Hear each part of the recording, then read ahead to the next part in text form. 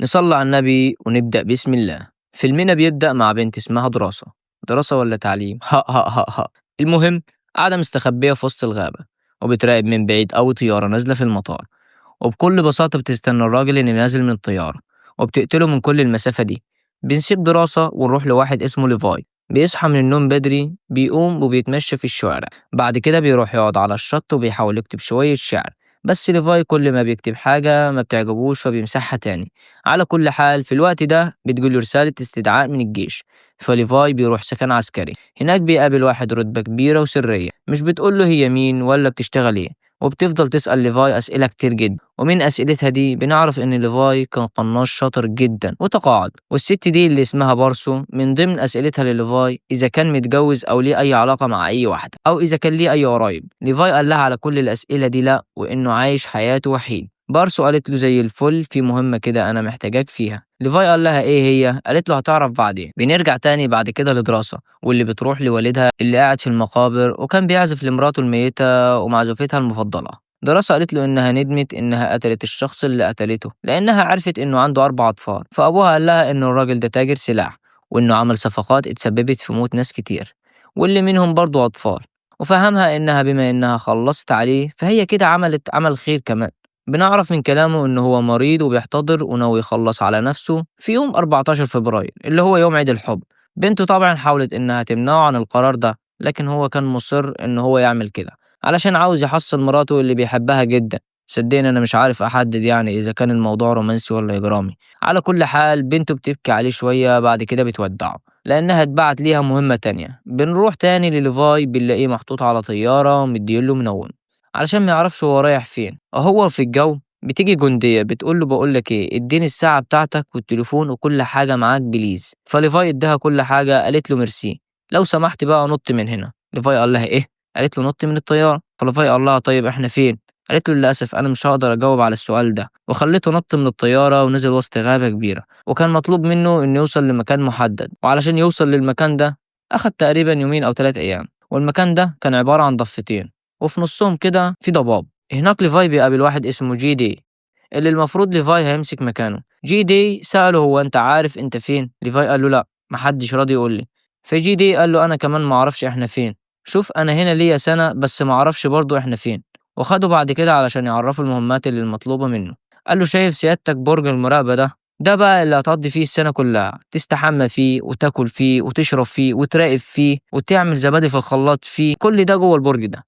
وقال له ان البرج ده شغال بالطاقة الشمسية، وانه زارع شوية حاجات كده خيار وطماطم لزوم السلطة بتاعة الصبح. كمان محطوط ألغام حوالين البرج ده ومعدات دفاعية كتير، ومحطوط برج إرسال عشان يقدر يتواصل كل شهر مرة واحدة مع القيادة. وقال له إنه مفيش أي تواصل خارجي مع أي حد تاني غير القيادة، واللي بتتواصل معاهم طبعا مرة واحدة كل شهر. وقال له كمان إن في برج تاني على الضفة التانية، البرج ده خاص بالناس اللي من روسيا، واللي بيقعد فيه برضه بيعمل نفس المهمات بتاعتك أنت كمان. وقال له إن المفروض محدش بيعرف أي حاجة عن المكان ده ولا اللي بيحصل فيه. المكان ده بالنسبة للعالم مش موجود. وقال له خلي بالك، المكان ده ممكن يتدمر في أي وقت، لأن في بروتوكول إن المكان ده لو اتكشف هيتدمر تدمير ذاتي أوتوماتيكيا، فلو سمعت صفارات الإنذار في أي وقت تجري وتبعد عن المكان ده بسرعة. ليفاي قال له كل ده حلو، أنت لغاية دلوقتي ما قلتليش إيه هي المهمة اللي أنا جاي علشانها. هي المهمة بتاعتي المفروض إني أنا ما أخليش أي حد ينزل المكان الضبابي ده. جي دي قال له لا، مهمتك يا ليفاي ولا يا ليفا إنك تمنع اللي بيطلع من تحت. فليفاي استهزأ بكلامه وقال له احنا هنهزر ولا ايه؟ راح جي دي بكل بساطة مطلع قنبلة ورماها في المكان الضبابي ده. ولما القنبلة انفجرت ليفاي سمع أصوات كائنات غريبة تحت عمالة تصرخ.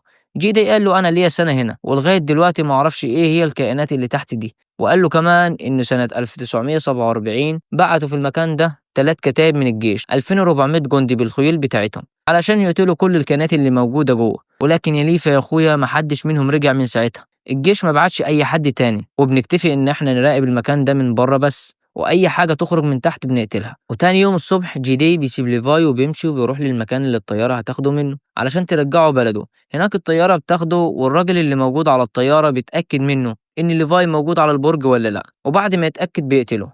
ده معناه إن اللي بيدخل المكان ده مش بيخرج منه حي.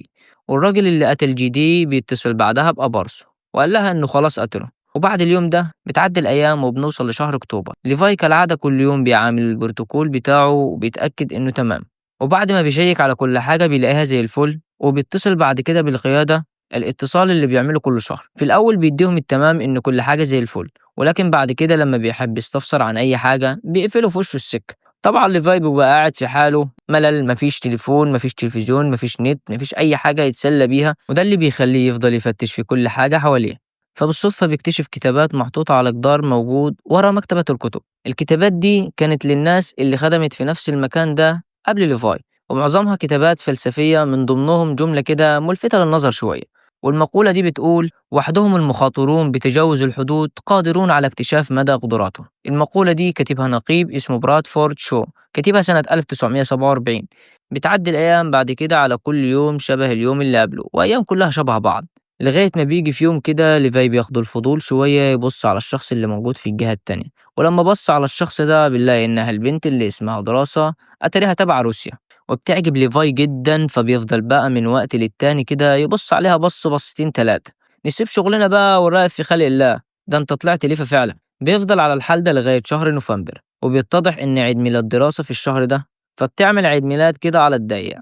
بعد كده هي كمان بتبص على ليفاي بتلاقيه برضه كالعادة بيكتب شعر وبيشطبه تاني. المهم يعني دراسة بتخش بتكتب كلام على ورقة كبيرة، وبعد كده بتضرب طلقة في الهواء علشان تلفت نظر ليفاي. فليفاي بيبص عليها بيلاقيها كاتباله اسمك ايه. ليفاي كاتب لها ورقة قال لها إن إحنا ما ينفعش نتواصل مع بعض. دراسة كتبت له: ما يهمنيش، النهاردة عيد ميلادي وهعمل اللي أنا عاوزاه، واسمي على فكرة دراسة. فليفاي عجبها إنها عندها شوية جنان، وجاب شوية عصير قصب علشان يعمل توست ويحتفل بعيد ميلادها معاها، وكمان قال لها اسمه. فدراسة عجبها جدا إن ليفاي طوعها في جنانها، ده اللي خلاها رفعت ليفي للجنان شوية، وطلعت السماعات بره وراحت مشغلة أغاني بصوت عالي جدا، وفضلت ترقص زي الهبلة، وطلبت منه إنه يرقص معاها. ليفاي قال لها: معلش صدقني ما بعرفش أرقص. فقالت له: أمال ليك في إيه سيادتك؟ قال لها: ليا في ضرب النار. قالت له: خلاص وريني شطارتك، شايف الأزازة دي؟ اضربها لي. فليفاي حس إن الموضوع خرج عن السيطرة ومرضيش يجاريها. فتقوم تعمل إيه بنت الخنزيرة؟ ضربت له البتاع اللي فيها عصير القصب بتاعه. ليفاي قال لها: كده يعني؟ طيب أهو. وراح ضارب الأزازة بتاعتها. فدراسة أعجبت بالموهبة بتاعت ليفاي، ولكن في اللحظة دي سمعت صوت غريب جاي من تحت، فبسرعة فصلت الأغاني عشان تسمع كويس. كمان في نفس الوقت ليفاي سمع نفس الصوت، وهما الاتنين فضلوا يبصوا على المكان تحت كويس. فجأة كده بيتفاجئوا بكائنات غريبة جدا طالعة عليهم، وفي اللحظة دي الدفاعات بتاعتهم بتشغل الألغام والرشاشات والمتفجرات وكل حاجة، وبنلاقي إن الكائنات دي شبه البني آدمين بس طالع منها زرع. وليفاي ودراسة كانوا بيضربوا فيهم عشان ما يوصلوش ليهم، وهما الاتنين كانوا بيساعدوا بعض. ودراسة كانت بتضرب الكائنات اللي رايحة ناحية ليفاي، وليفاي كان بيضرب الكائنات اللي رايحة ناحية دراسة، وكانت مدعكة كأنها حرب. والمعركة دي أدت لإصابة دراسة إصابة صغيرة. وبعد ما بيخلصوا المعركة دي الفجر بيكون طلع، ودراسة بتكتب لليفاي إن ده كان أحسن عيد ميلاد في حياتها. على كل حال تاني يوم ليفاي بينزل بيغير الألغام اللي انفجرت، بيحط مكانها ألغام جديدة. في نفس الوقت ده بيتفاجئوا مسيرة صغيرة كده خارجة من المكان الضبابي ده. المسيرة دي بصت ناحية ليفاي بعد كده طارت. وليفاي ودراسة ما كانوش فاهمين المسيرة دي جت من فين، ولا فاهمين كانت بتعمل ايه تحت. بنوصل بعد كده لشهر ديسمبر. ليفاي كان حابب يفرح دراسة، فعمل لها شجرة كريسماس، وطبعا هي أول ما شافتها فرحت جدا ولحظات رومانسية وكده يعني. فعملت باندا بالتلج وحطيته جنبها وحطت عليه اسم ليفاي.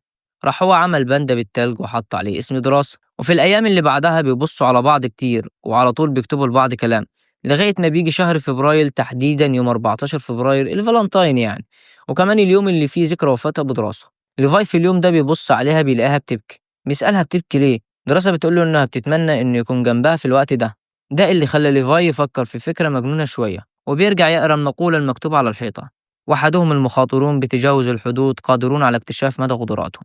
وتاني يوم بيصنع سلاح يقدر بيه يوصل حبل للجهة المقابلة، وفعلا ليفاي عمل كده وقدر يوصل حبل للناحية التانية.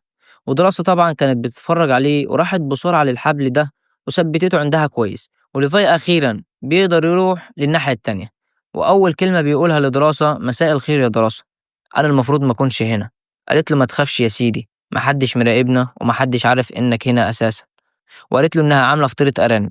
فطيرة أرانب إيه؟ أنا طول عمري أسمع عن ملوخية أرانب. ليفاي قال لها: حلو أوي، أنا جعان، واداها شوية ورد كان جايبهم معاه. فدراسة شكرته وقالت له: بعد كده تستحمى، ريحتك معفنة، يا ريت تروح تستحمى كده عبال ما أحضر الأكل. إيه يا شيخ الغشم ده؟ الراجل تعب نفسه وجايب ورد. المهم يعني ليفا المعفن بيستحمى وبيقعدوا مع بعض. بعد كده بياكلوا فطيرة الأرانب وبيتعرفوا على بعض بشكل معمق. ليفاي بيقول لها إنه كان في الجيش وإنه من ضمن أفضل 5 قناصين في العالم، وياما نفذ مهمات مستحيلة والكلام ده كله، وبيتضح إن سمعته كانت واصلة لدراسة اللي كانت عارفة كل أعماله الجميلة.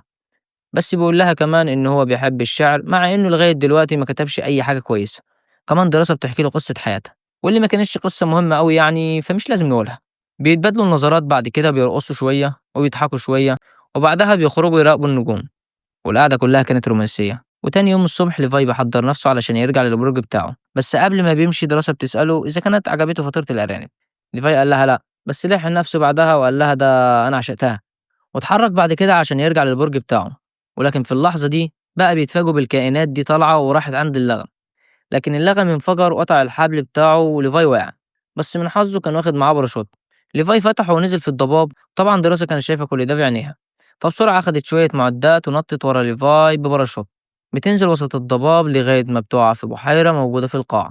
البحيرة دي بتاخدها وبتمشي بيها شوية، وبعد شوية عذاب دراسة بتقدر تخرج من البحيرة دي. في نفس الوقت ده على الجانب التاني ليفاي بيكون متعلق في شجرة ومغمى عليه، وفجأة كده بنلاقي كائن غريب، حشرة كبيرة قوي رايحة ناحية ليفاي. في اللحظة دي ليفاي بيفوق، وأول ما بيشوفها طبعا بيتخض، فبيطلع المسدس بتاعه وبيضرب عليها وبيحاول يهرب منها، وبيقع من على الشجرة دي على كائن تاني غريب. الكائن ده بيلزق في ليفاي بيحاول يقوم منه لكن الكائن ده لازق فيه. أما دراسة على الجانب التاني بتسمع صوت ضرب النار بتاع ليفاي، فبتقدر نوعا ما بتحدد مكانه. في نفس الوقت ده الكائن اللي لازق في ليفاي كان بدأ يلف حواليه علشان يبلعه، لكن دراسة بتوصل في الوقت المناسب وبتضرب الكائن ده وبيتحرر منه ليفاي. ريفاي قال لها ايه ده، انت جيتيلي عشان تنقذيني؟ قالت له ايوه، يعني انت لو كنت مكاني ما كنتش هتجيني ولا ايه؟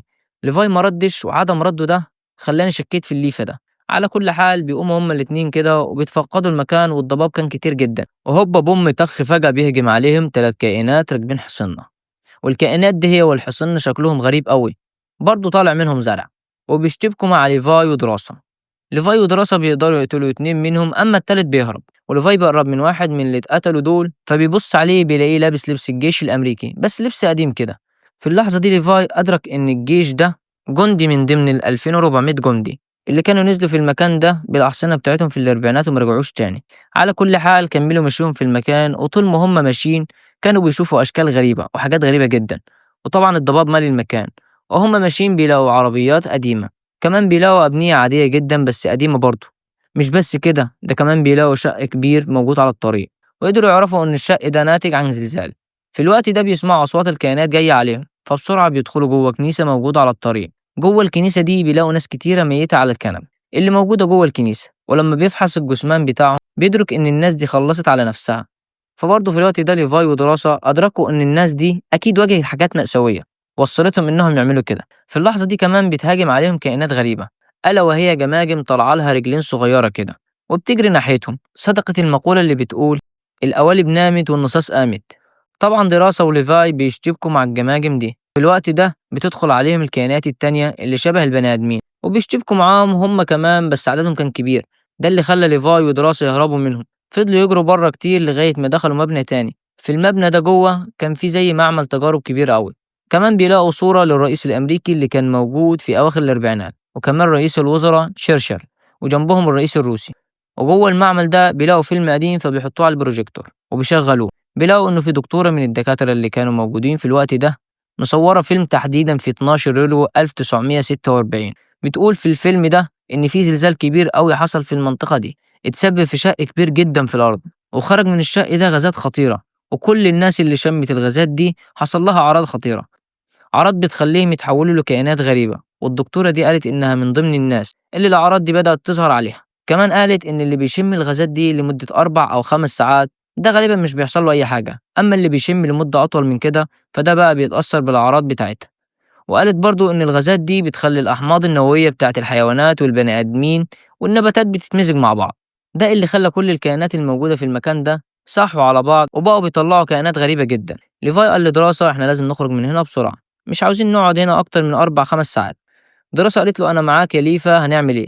ليفاي قال لها ثواني كده، أنا شايف في حاجة غريبة. بيتضح إن موجود هناك كمبيوتر جديد ملوش كده 15 سنة، معنى كده إن في ناس كانت موجودة في المكان ده قريب. ليفاي فتح الكمبيوتر ده وقدر يعرف منه معلومات مهمة جدا، بتوضح إن الحكومة الأمريكية سايبة المكان ده زي ما هو علشان بتعمل فيه تجارب كتيرة جدا. بتحاول تستخلص من الكائنات دي ومن الأحماض النووية اللي موجودة في المكان ده مواد معينة تساعدهم في بناء جيش قوي جدا لا يقهر. كمان عرف أكتر عن بروتوكول الابن الضال اللي جي دي كان قاله عليه. بيتضح إن المكان ده موجود جواه قنبلة ذرية، تقريبا القنبلة دي المفروض تنفجر وقت تفعيل البروتوكول ده في حالة لو المكان ده اتفضح. كمان عارف المساحة اللي القنبلة دي هتغطيها لما تنفجر. بيخرج بعد كده من المكان اللي هو فيه هو ودراسة عشان يحاولوا يرجعوا تاني للأبراج بتاعتهم. لكن فجأة كده دراسة بتقع في كمين من جنب ليفاي، واللي بيشدها واحد من الكائنات الغريبة دي. ليفاي بيحاول يجري وراها علشان يلحقها، لكن للأسف مش بيلحقها والكائن ده بياخدها. بس برضه ليفاي بخبرته بيقدر يوصل للمكان اللي الكائن ده واخد دراسة فيه. في الوقت ده دراسة بتفوق بتلاقي نفسها متكتفة والكائن اللي قدامها شكله غريب جدا، زي ما قلنا إنسان وطالع منه نباتات وكمان طالع منه تعبان. التلاتة دول عايشين مع بعض في جسم واحد بكل سلام. دراسة نوعا ما كده بتقدر تفك نفسها وبتشتبك مع الكائن ده. هي بتضربه وهو بيضربها فبتولع فيه برضه بيضربها وكان هيقتلها. بس في الوقت ده ليفاي بيكون وصل لهم وبيقتل الكائن ده وبينقذ دراسة. بعدها بيبص على اللبس اللي لابسه الكائن ده وبيلاقيه الكائن ده برادفورد شو اللي كاتب المقولة اللي على الحيطة واللي كان أول واحد راح وقعد في البرج ده. ليفاي بياخد دراسة بعد كده وبيخرج من المكان ده بسرعة. بيدخلوا بعد كده مخزن موجود فيه عربيات جيب كتير تابعة للجيش الأمريكي وبيقدر يشغل عربية منهم. وفي اللحظة دي دراسة قالت له أنا عندي طريقة نقدر نطلع بيها تاني للأبراج بتاعتنا، ألا وهي يستخدموا الرافعة اللي موجودة في العربية.